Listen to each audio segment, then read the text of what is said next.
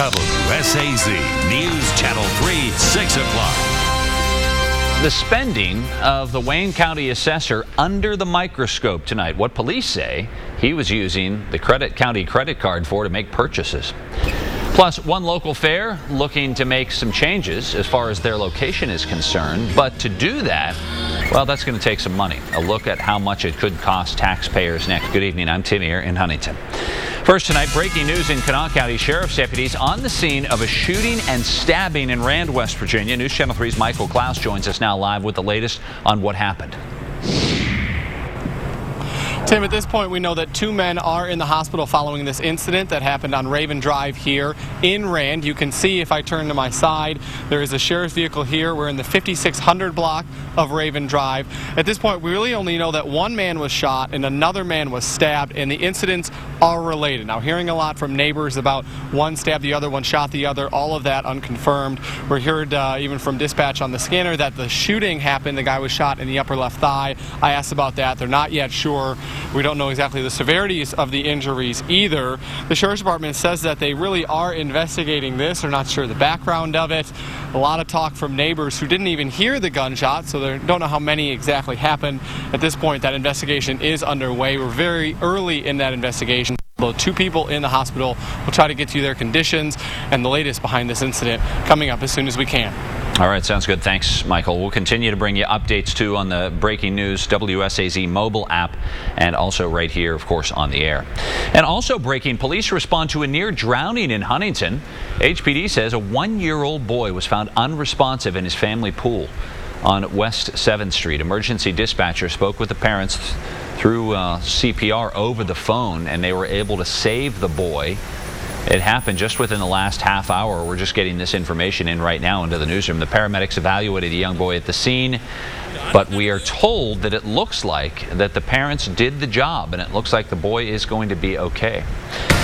We are following a developing story in Tennessee, and that's where a police officer is being credited with saving lives after engaging an armed man who opened fire in a movie theater outside of Nashville. News Channel 3's Brittany Hoke has the latest on his heroic actions, and once again, unfortunately, we're talking about a shooting inside a movie theater. Another movie theater, yeah. Right, Tim? Police say that a man wielding a gun and even a hatchet entered the Hickory 8 movie theater in Antioch during an afternoon showing of Mad Max. Now, he then started spraying large amounts of pepper spray inside the theater. The gunman fired on one of the first officers who arrived on scene before SWAT teams then moved in. After a short exchange with the officer, the suspect was killed as he tried to leave through a back door of that theater. One person was taken to the hospital with a cut to his shoulder from that hatchet. 2 others were treated for exposure to the pepper spray. The gunman apparently unleashed this pepper spray throughout the theater. As additional officers, the SWAT team entered that theater, it was very thick with chemical spray with irritant. It was very scary. A lot of police running when the arm out. You can imagine the fear with all of those previous shootings happening. Now, the suspect carried in 2 backpacks along with the weapons. Investigators are working now to determine, Tim, if those backpacks do contain any explosives. All right, thanks, Brittany. And Metro Nashville police say the suspect has tentatively been identified as a 51-year-old man who was from the area. His name has not been released. Again, that man was killed as he tried to make his way out the back door of those theaters. The assessor in Wayne County is out of jail on bond after he was arrested for making unauthorized personal purchases with his county credit card, according to the police report. Eric Hodges was arrested yesterday. News Channel 3's Dan Griffin is our Huntington newsroom, and he has been looking into what investigators say Hodges was doing while he was out of town. Yeah, Tim, investigators say Hodges spent close to $5,700 on his P card, a county credit card. According to court documents, Hodges charged hardware items, tools, and rifle and gun and ammo. While in Webster County, July 9th through July 14th, state police say the charges were not related to any official business. One commissioner in Wayne County told us Hodges never used the card before now and said that he told them he planned to pay the charges back. Now, there's a special prosecutor appointed in the case, Mark Sorcea, the prosecutor in Putnam County. He tells me there's also reason to believe the activity may have happened in at least one other county, and Hodges may have also been driving a county vehicle. Now the question turns to how this case could affect Hodges' office and the county. There's a host of things that need to be looked at. and with how the criminal complaint could affect the operations of the assessor's office, because he's still an elected official. So there's a lot of things that are going to have to be looked at here. Yeah, now the prosecutor says this is considered a state investigation at this point, being led by West Virginia State Police in several counties. He also says he's contacted the state auditor about the case. And Tim, we've reached out to Eric Hodges for his side of the story, but haven't been able to get in touch. Of course, we'll keep trying. Absolutely. Thanks, Dan. The special prosecutor says that it was protocol to be selected in this case because the case involved a county official. It's just what they do. A teenager is charged with terroristic threatening after police say a threat was posted on Twitter about a local school. Ashland police say the threat towards Boyd County High School was made online yesterday. That teen was arrested, and then school went on as normal today. Because the teen is under 18, police are not releasing a name. An arrest tonight in the stabbing of a mentally challenged man in Ashland. 25-year-old Michael Davis was arrested for that stabbing on July 15th outside the Bluegrass Inn. Ashland police say they've also recovered the knife they believe was used in the attack. Surveillance video caught the attack, showing the suspect coming out from behind a dumpster and stabbing the man. Davis is being held at the Boyd County Detention Center tonight.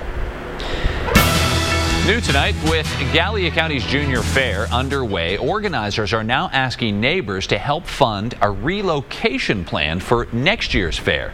News Channel 3's Nathan Takish spoke with event organizers today, and Nathan, they say that moving uphill is really a necessity to avoid the dangers of floodwaters. And Tim, you really don't need to look any further than the floods we saw in our region in just the past month to know that keeping the fair in a floodplain is a bad idea. At least that's what officials tell us. Now, fair officials also say the county commission has approved a tax levy of 1/4% to go on November's election ballot. Officials say the money from that tax would help relocate the fairgrounds to a much safer location. They say they need over $9 million to finance the move, but organizers say it would only cost the average family about $25 per year over the course of 20 years. Officials say a relocation would also mean the funding of construction of new commercial building after a fire destroyed the old one. Organizers say if approved, the fairground buildings would be available for public use and help Gallia County grow. We don't want to spend that money just to go back there and have a fair, because that's a lot of money just to go back there and use it for 1 week out of the year and 7 or 8 weekends for flea markets. We want to create something that will hopefully bring other things into Gallia County and help Gallia County grow and prosper. The potential levy still needs approval from the County Board of Elections before it goes to the state for final approval. Tim, fair organizers say if the voters reject the ballot, they're actually uncertain that the fair will even be allowed to continue. All right, thanks, Nathan. If the vote is approved to be on the ballot, folks in Gallia County will be able to vote on the issue in this November's election. Lewis County School Board approves a new tax to help build a new elementary school. Last night, the board approved a nickel tax. It would add up to an additional $50 for every $100,000 of property owned. The tax is expected to bring in close to $300,000 for the district each year. School leaders say it will be used to renovate existing facilities and construct a new central elementary school. If there are no petitions against the tax, it will not have to be placed on the ballot even for the upcoming election. A controversial statue at the Kentucky State Capitol won't be going anywhere now. Today, the state's Historic Commission voted 7-2 to keep the statue of the Confederate President Jefferson Davis at the Capitol Rotunda. The statue came under some criticism following that racially motivated shooting at a South Carolina church in June. The shootings prompted many southern states to re-examine all of their Confederate symbols. Governor Beshear issued a statement after today's decision saying, quote, "After reviewing all the information, the consensus it reached is that the Jefferson Davis statue represented a part of state history and will remain in the Capitol. However, the panel voted to establish a committee that would determine ways to ensure the statues, including Jefferson Davis, are displayed in the appropriate historical context." Up next at 6 o'clock, a popular pool in Boyd County could be on the chopping block. A look at the expensive repairs the board says are needed to keep it open. And some professional baseball tonight over at Appy Power Park. Keith tells me the Power first place here in the second half. Our weather cam looking north. through Kanawha County, where there's some milky clouds on the horizon. That promises a fiery sunset and some rain due in tomorrow. We'll come back and talk about the forecast here on News Channel 3 at 6. First warning weather. On this Wednesday evening, just past 6:12, take a look at our Point Pleasant, West Virginia weather cam, and you can see the clouds are getting a little thicker on the southern horizon, a sure sign that a weather system's heading our way. Fortunately, the rain and thunderstorms will not be reaching the Gallia County Junior Fairgrounds to the right of the screen in time for the Maddie and Tay country music concert tonight. So we're in good shape at the county fair, though rain could approach by midnight. Here we are this evening, 80s. Fair at the Fair, Wayne County Fair, Camden Park, Gallia County Fair across from Holzer Medical Center, Work County Fair up in Elizabeth. Now, after 9 o'clock in southeast Kentucky, a shower or thunder shower can come in. And overnight, many areas will get a shower or a downpour. And then tomorrow, waves of rain and local thunderstorms will be passing through, and pockets of high water are likely tomorrow with the high humidity, and daytime temperatures will be held in the 80s. It can rain at any time tomorrow. I suspect, though, there'll be half and half. Half the time it'll be raining tomorrow, half it won't. The comfortable air is being pushed to the north now, and so southerly winds are pushing the higher humidity into the region, and temperatures in the 80s, though feeling nice now with a nice breeze outside from 85 Charleston, also over to Mount Home Place in Paintsville, and 84 at Tracy Park in Portsmouth, now being spiced with an increase in humidity. And usually when the humidity increases, we watch showers and thunderstorms form, and we can see those on Doppler radar crossing through and along I-75, the bluegrass of Kentucky, the horse farms. And you can see the showers and thunderstorms are quickly moving into the Daniel Boone. They time to the Pikeville, Big Sandy area between 8 and 9, and holding together in weekend form northern Kentucky between 9 and 10 o'clock. The first rounds of showers and thunder showers will be coming. And as low pressure passes along the Ohio River and into Virginia tomorrow, it will lay down a swath of 1 to 3 inches of rain. Now in southeastern Kentucky, your ground is relatively wetter, so 1 to 3 inches of rain could cause some more high water problems. Right now, the suspicion is the area along I-64 is sufficiently dry enough to be able to handle the rain that falls. But let me stress, there's still the opportunity for areas that get close to 3 inches of rain for some local high water. Let me go back to the map and show you that basically from Columbus to Pittsburgh north to Cleveland, probably not going to see any rain over the next 24 to 36 hours. It's basically in our neck of the woods where a flash flood watch is in effect for tonight into tomorrow for southeastern Kentucky. And again, the strictest definition, the watch does not end at the county line. So any area that gets a couple or 3 inches of rain late tonight and tomorrow would be fair game for some local high water. Forecast tonight here this evening, I'm calling for the opportunity for some showers and thunder showers to hold off until late tonight. It's fair at the fair. Chance of a shower or thunder shower this evening in southeastern Kentucky. Then overnight, warm and humid with showers and thunder showers in the 60s. Tomorrow, waves of rain and local high water, and naturally with thunderstorms, there'll be some power hits in the upper 70s. The rains will move away early on Friday, and it's mostly cloudy during the day in the 70s. We'll be in the 80s with hot sunshine heading into the weekend. One more look at the Doppler radar and the flood threat when I come back at the end of the half hour, Tim. All right, thanks, Tony. West Virginia drivers worried about the condition of the roads they travel on now have a new place to vent their frustrations after a state senator launched a new website aimed at collecting a database of roads in need of repair. News Channel 3's Matt Heckel spoke with Senator Daniel Hall today. And Matt, he says the feedback he's received already is overwhelming. Yeah, well, that website was launched late last week, and in just a matter of days, several hundred road suggestions have poured in from all over the state. Senator Daniel Hall says complaints about road conditions are nothing new to him. It's always been my #1 issue as far as complaints go, ever since I've been in office, but it's gotten increasingly worse. Which is why last week the senator launched the website fixtheroadswv.com. His original intention was to collect suggestions for roads that need fixed from residents of his district, including Wyoming, Raleigh, and McDowell counties. But just days after the site went live, his plans were forced to change. But now it's just taken off, and I'm getting emails from all over the state now, but I had several hundred already. We think it's a fine idea, and we're appreciative of Senator Hall for that idea. Brent Webster with the West Virginia Department of Highways says they're always welcome to suggestions, but Senator Hall's site is nothing new. There are plenty of ways for the traveling public to get in touch with us, and we hear from them quite often.